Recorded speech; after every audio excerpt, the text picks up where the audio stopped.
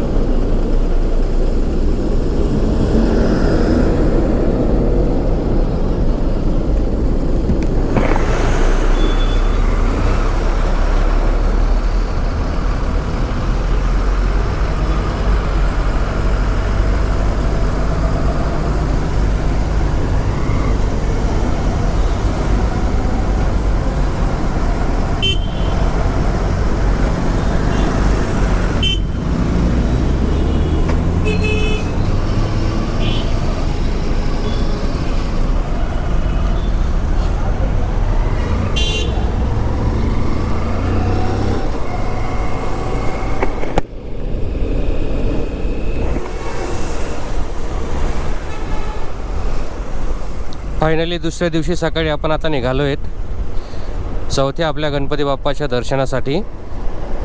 आणि छान वाटतंय कारण पहिलीच माझी सोलो राईड आहे आणि याच्या आधी अशी हिंमत मी केलेली नव्हती. खरं तर मला स्वतःवरही शंका होती की मी ही राईड करू शकतो की नाही करू शकतो, की अजून मी ही कॅन्सल करू शकतो, असं थोडं मला शंका होती. कारण एकदा मला असा अनुभव आलेला आहे. मी लद्दाखला पहिल्यांदा जेव्हा निघालो होतो तर त्यावेळेस काय झालं की रस्त्यामध्ये मला वाटतं मंदसौरपर्यंत आम्ही पोचलो होतो. मी आणि माझा एक मित्र होतो. सकाळी आम्ही 4 वाजता निघालो घरून आणि 1-1:30 वाजेपर्यंत आम्ही मंदसौरपर्यंत पोचलो होतो. आणि उन्हाळ्याचे दिवस होते, वरून प्रचंड ऊन. पण मात्र पहिल्यांदाच लद्दाख जात होतो आणि त्याच्यातली खूप जी माहिती आहे ती कमी मला होती. म्हणजे की नेमकं राईड करताना आपण काय करायला पाहिजे, पाणी किती वेळाने प्यायला पाहिजे, किंवा मध्ये थांबायला किती वेळाने थांबायला पाहिजे, नाही थांबायला पाहिजे, मला काहीच माहिती नव्हतं. मी सहज असे व्हिडिओ पाहिले आणि त्याच्यानंतर मी अगदी हौसेने लद्दाख जायला निघालो होतो.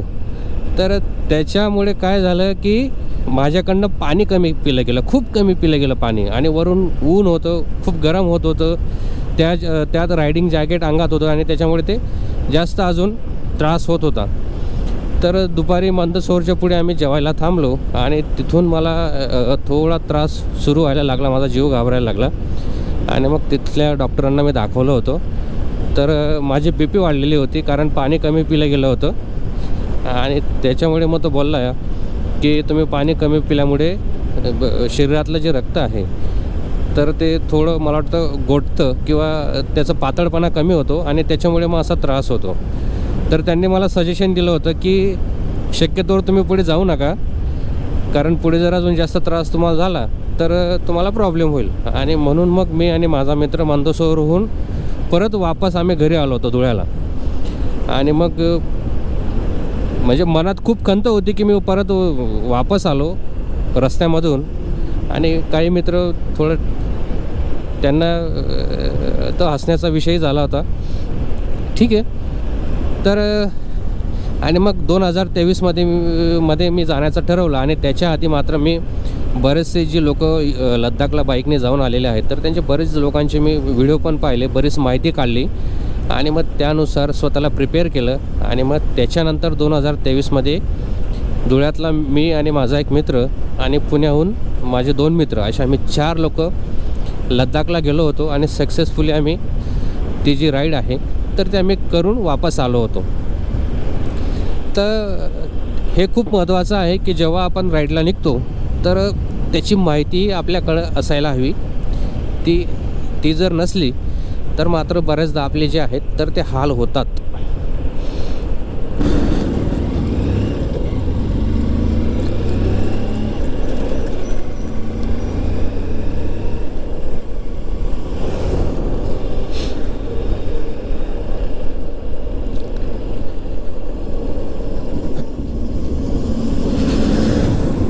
चौदा मिनिटांचा आपला आता फक्त प्रवास बाकी आहे. आणि हा जो एरिया आहे रांजणगावपासून थेरूरपर्यंतचा तर हा जवळपास सगळा एरिया MIDCचा आहे. तर त्याच्यामुळे इथे बाईक चालवताना खूप काळजीपूर्वक आणि लक्षपूर्वक चालवावी लागते. कारण सकाळी सकाळी शिफ्ट बदलतात, कामावर जातात लोक इथे. आणि त्याच्यामुळे बाईकवाले किंवा कंपनीच्या ज्या बसेस आहेत तर त्याही खूप चालतात. आणि त्यात ट्रॅव्हल्स आहेत, त्या खाजगी गाड्या, 4 व्हीलर, छोट्या छोट्या कार्स. तर त्याच्यामुळे खूप लक्ष देऊन चालावं लागतं.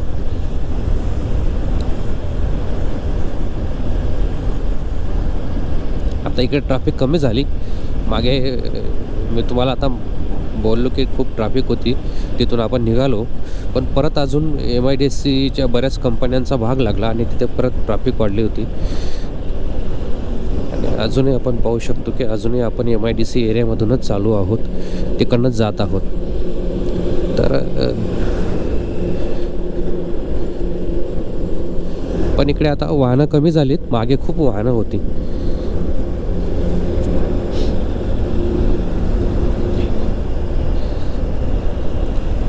एका ठिकाणी मागे खूप ट्रॅफिक होती आणि मग काय झालं की रस्त्याच्या साईडने एक गटर होते आणि त्याच्यावर स्लॅब ओतलेला होता. तर काही बाईकवाले तिथले कंपनीला जाणारे जे आहेत तर ते त्याच्यावरून जात होते. तर मला वाटलं पुढे रस्ता आहे आणि म्हणून मग मी पण तिकडनं बाईक घेतली आणि त्यांनी मागेच कुठेतरी उतरवलेली होती. पण मी ते पाहिलं नाही, मी सरळ पुढे निघून गेलो. आणि पुढे म्हणजे गुडघ्याच्याही वरती इतकं खाली खोल होतं. तर नेमकं असं झालं की ती जेमतेम होती आणि त्याच्यावरून बाईक मागेही घेता येईना आणि पुढेही जाता येईना. तर कशी तरी तिला मागे घेतली मी खूप सांभाळून. एकदा तर मी पळूनही चाललो होतो त्याच्यावरून कसं तरी बॅलन्स केला. आणि मग त्याच्यानंतर मी कशी तरी थोडी मागे घेतली जिथून ते मोटरसायकलवाले उतरलेले होते खाली.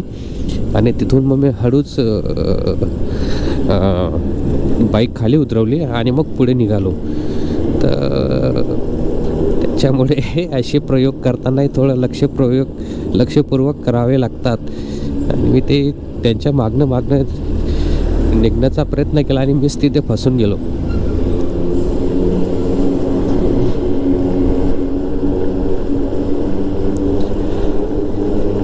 पण मजा असते रायडिंग करताना. असे वेगवेगळे अनुभव आपल्याला येतात आणि त्याच्यामधून माणूस शिकत जातो. कारण जोपर्यंत आपण बाईकवर फिरत नाही तर तोपर्यंत आपल्याला बरेचसे जे अनुभव आहेत तर ते येत नाहीत. पण ते अनुभव घेतानाही ते आपल्या जीवावर बेतणार नाहीत याची काळजी आपण घ्यायला पाहिजे. ते पण खूप महत्त्वाचं आहे. अरे यार, हा खूप धूळ उडवतोय केव्हाची. चा बाबा एकदाच मागे.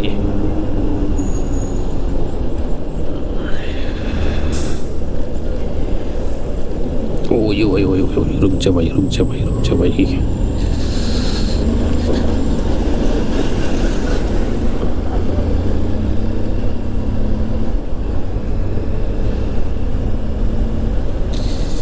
तर अशी मजा असते रायडिंग करताना, वेगवेगळे अनुभव येतात. ठीक आहे, आता आपलं काही फक्त 6 किलोमीटर राहिलं आहे मित्रांनो. गुगलवर जर तुम्हाला दिसत असेल की 50चा आकडा दिसतोय साईडला गोलमध्ये, आणि त्याच्यानंतर आपला स्पीड आहे. तर मला वाटतं MIDCतला हा जो स्पीड लिमिट आहे, तर आय थिंक तो दाखवतोय का काय, मी पण आजच पाहतोय त्याच्यावर. पण मला वाटतं की तो असंच काहीसं दाखवतोय, स्पीड लिमिट दाखवतोय आय थिंक. पूर्ण इंडस्ट्रियल एरिया आहे, त्याच्यामुळे वास पण येतोय थोडा धुग, आणि त्याच्यानंतर धुकं पण आहे थोडं.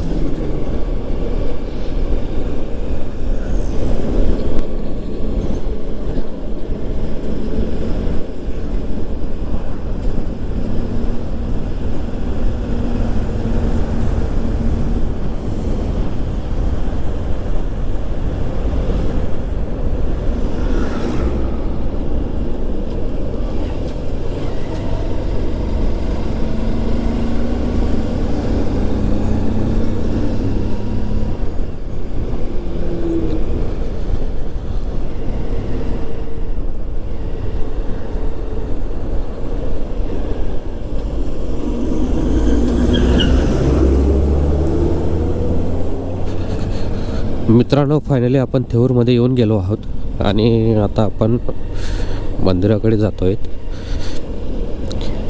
हे थेऊर गाव आहे.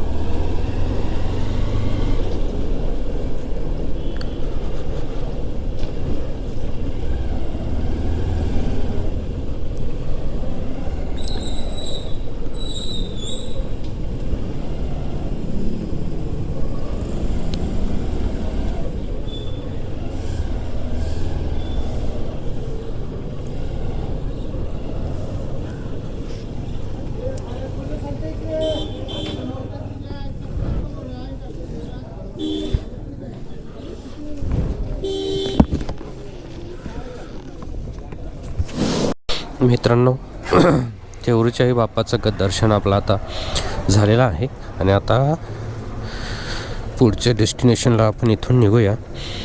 तर मॅप लावून घेऊया. आता आपण इथून जाणार आहोत सिद्धटेक, आणि मग सिद्धटेकवरून मोरगाव. कारण असं मोरगाव जाऊन आपल्याला सिद्धटेक पुढे जायचंच आहे. त्याच्यापेक्षा आपण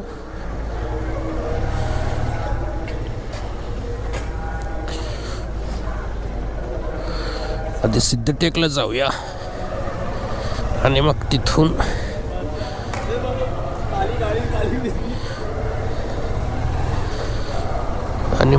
आपण मोरगावला येऊया, आणि मग मोरगावहून पाहूया पुढे. आपल्याला पुढचं डेस्टिनेशन आहे पाली.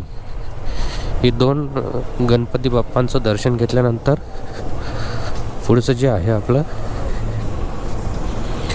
ते आहे पाली. पण आता इकडे किती वेळ होतो त्याच्यावर पुढचा आपला प्रवास अवलंबून आहे. कारण इथून आता आपल्याला जवळजवळ 1.25 तास रायडिंग करायचे आहे. 89 किलोमीटर इथून दाखवतं आहे. तर पाहूया किती वेळ आपल्याला इथून लागतो, रस्ता कसा आहे पुढे अजून काही आपल्याला माहिती नाही.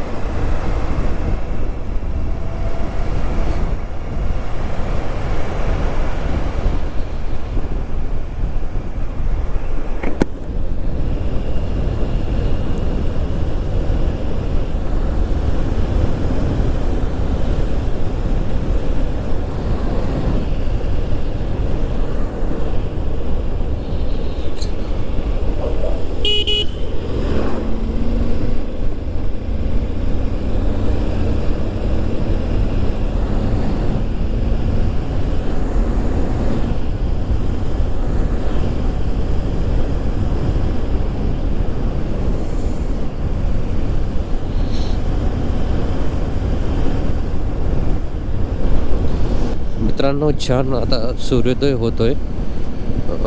तुम्ही पाहत असाल की छान सोनेरी किरणं या ठिकाणी निघत आहेत आणि अतिशय छान असं वातावरण सकाळी सकाळी पहाटे पहाटे आपल्याला या ठिकाणी दिसतंय आणि छान थंडी पण आहे.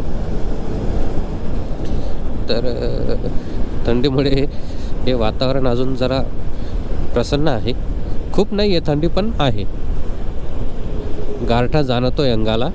आणि म्हणून हे जे आहेत तर विंटर हँड ग्लोव्ज मी हातामध्ये घातलेले आहेत आणि आत पण माझं रायनॉक्सचं स्वेटर आहे आणि त्याच्यावर मग मी माझं रायडिंग जॅकेट जे आहे तर ते मी घातलेलं आहे. त्याच्यामुळे थंडी वगैरे मला खूप वाजत नाही आहे किंवा ती खूप अशी अंगात शिरत नाही आहे, पण जाणवते. कारण हँड ग्लोव्स पण माझे थोडे आता गार झालेत, तर त्याच्यामुळे ती आता जाणवायला लागली.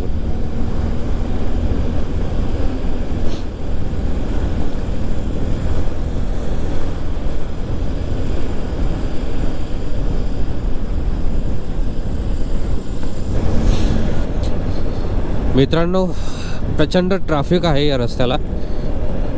खूप वाहनं आहेत आणि त्याच्यामुळे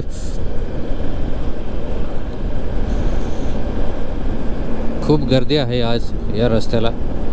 मला वाटतं आज शनिवार आहे आणि शनिवार रविवार हे 2 दिवस लोक बाहेर फिरायला जातात कुठेतरी एखाद्या ठिकाणी. तर त्यामुळे मला वाटतं आज जास्तच वाहनांच्या ज्या रांगा आहेत तर त्या रस्त्याला आपल्याला दिसत आहेत.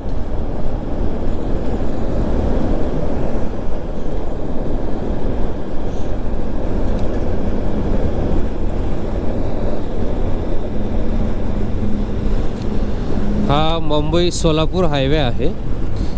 तर खूप गर्दी आहे या रस्त्याला.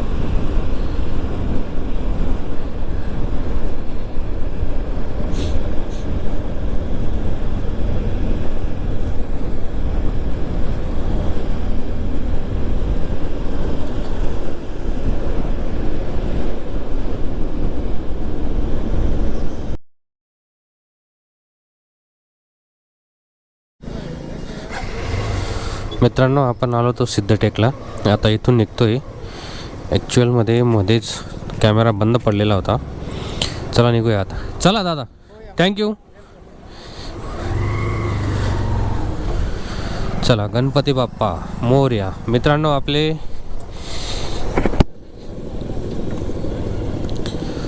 अष्टविनायकांपैकी 5 विनायकांचं दर्शन आपलं झालेलं आहे आणि आता 6व्या विनायकांचं दर्शन घेण्यासाठी आता आपण निघालेलो आहोत मोरगावला.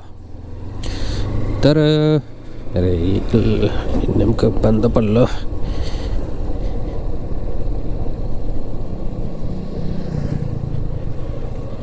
हां, स्टार्ट. तर तेवरून इकडे सिद्धटेकला निघालो आणि माझ्या लक्षात नाही राहिलं, तर कॅमेऱ्याची नेमकी बॅटरी संपली रस्त्यातच. आणि नंतर जेव्हा मध्ये मी कॅमेरा चालू करायला गेलो तर तो सुरू नाही झाला. मग मला खरं तर सिद्धटेकला लवकर यायचं होतं, कारण मला इथल्या बाप्पाचं दर्शन घेऊन मोरगावला निघायचं आहे. आणि मला मोरगाव करून पटकन पालीकडे जायचं आहे, कारण ताम्हिणी घाटातून मला जायचं आहे आणि मला ताम्हिणी घाट पाहायची खूप इच्छा आहे आणि ते दिवसाच मला तो प्रवास करायचा आहे पालीपर्यंतचा. आणि म्हणून मग मी आज सकाळी जरा लवकर उठून तेऊरला गेलो. तेऊरून आपण सिद्धटेक केलं आणि आता आपण जातो आहे मोरगावकडे. मोरगाव इथून आहे 56 किलोमीटर, म्हणजे जवळजवळ एक तास आपल्याला तिथे पोचायला लागेल. आणि मग तिथून आपण सरळ पालीकडे निघूया.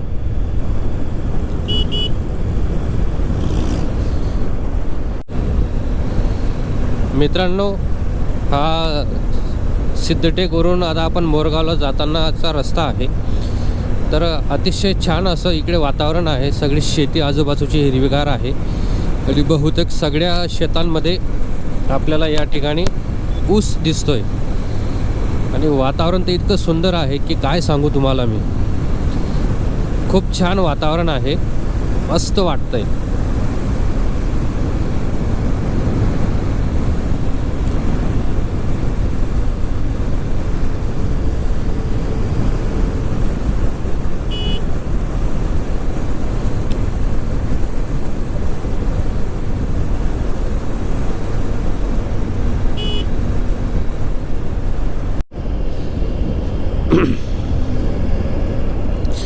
मित्रांनो, मध्ये आपण थोडं स्टॉप घेतला होता चहा घेण्यासाठी.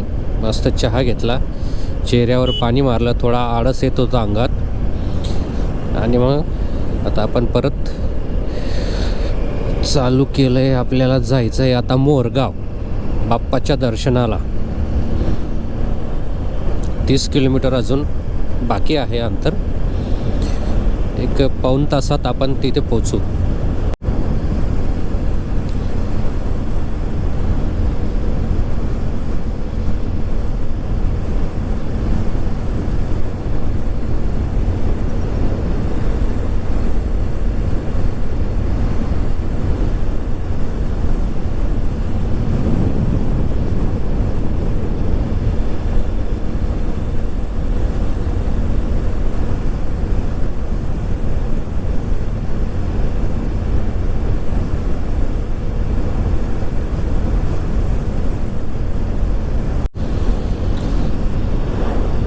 मित्रांनो, फायनली आपण मोरगावच्या जवळ आलेलो आहोत. इथून 1-1.5 किलोमीटर अंतरावर बाप्पाचं मंदिर आहे आणि 6व्या अष्टविनायकांपैकी 6व्या गणपती बाप्पाचं दर्शन आपण आता घेणार आहोत. कालपासून आपण हा प्रवास सुरू केलेला आहे आणि आता मोरगावला आपण फायनली आलेलो आहोत.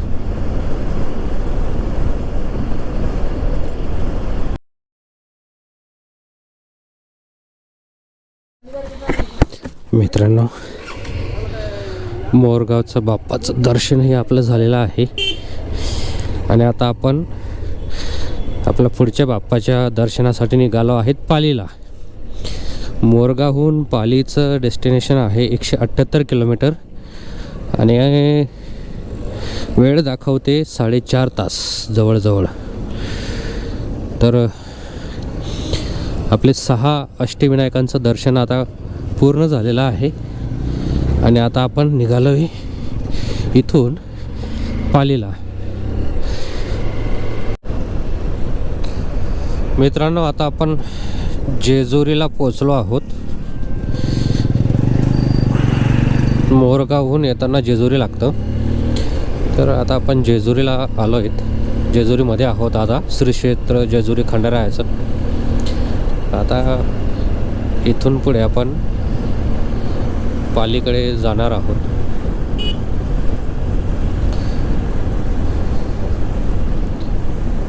मागे 3-4 महिन्यांपूर्वी मी जेजुरीला येऊन गेलो आहे, म्हणून आपण परत आता खंडेरायांच्या दर्शनासाठी जाणार नाही, तर आपण सरळ आपल्या अष्टविनायकातल्या. मित्रांनो नमस्कार. आता सकाळपासून काहीच खाल्लेलं नव्हतं म्हणून थोडा थांबलो होतो. मस्त एक मसाला डोसा खाल्ला आणि त्याच्यानंतर सोलकढी पण पिली. आता थोडं बरं वाटतं आहे. रात्री पण जेवण केलेलं नव्हतं मी. रात्री फक्त मंचाव सूप घेऊन मी झोपलो होतो, कारण काल खूप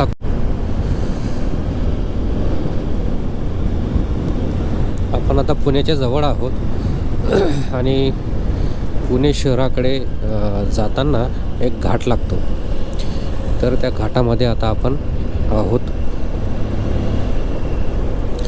पावसाळ्यात तिथे खूप जबरदस्त नजारा असतो. मी एकदा आलो इकडे, तर खूप सुंदर असं वातावरण असतं पावसाळ्यामध्ये.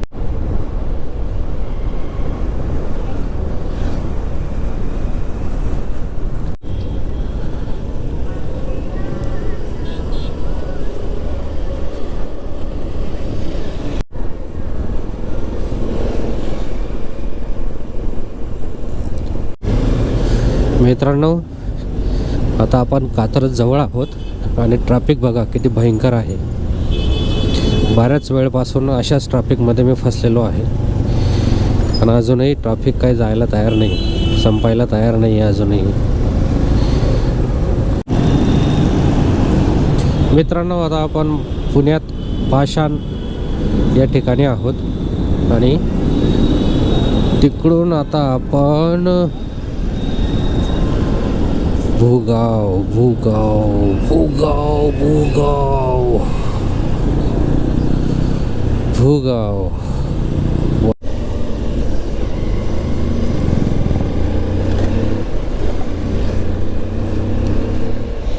मित्रांनो, आता आपण पुण्याच्या बाहेर निघालो आहे.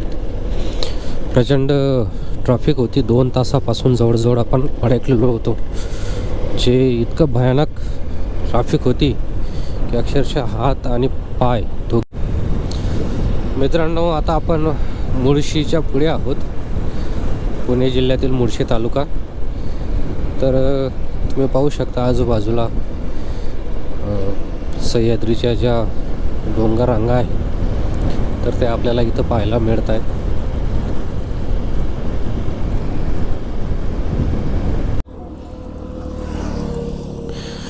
मित्रांनो नमस्कार.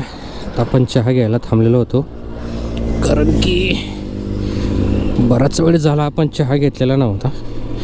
आणि दुसरं म्हणजे त्याच्यात एक भाग अजून असा होता की पुण्यामध्ये 2 तास आपण ट्रॅफिकमध्ये अडकलो. त्याच्यामुळे इतका थकवा जाणवत होता.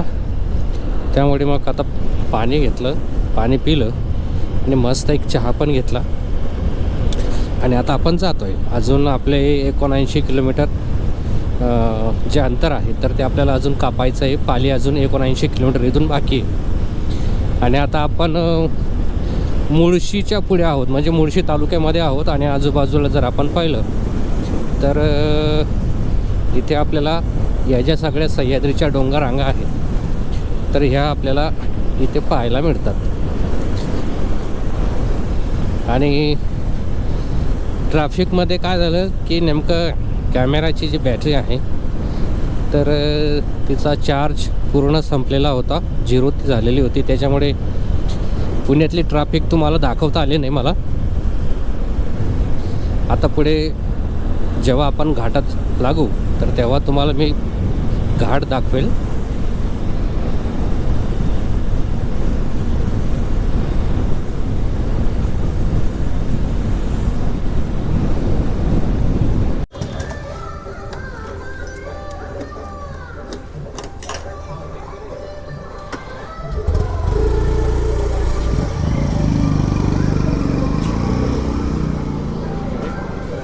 फुल करा.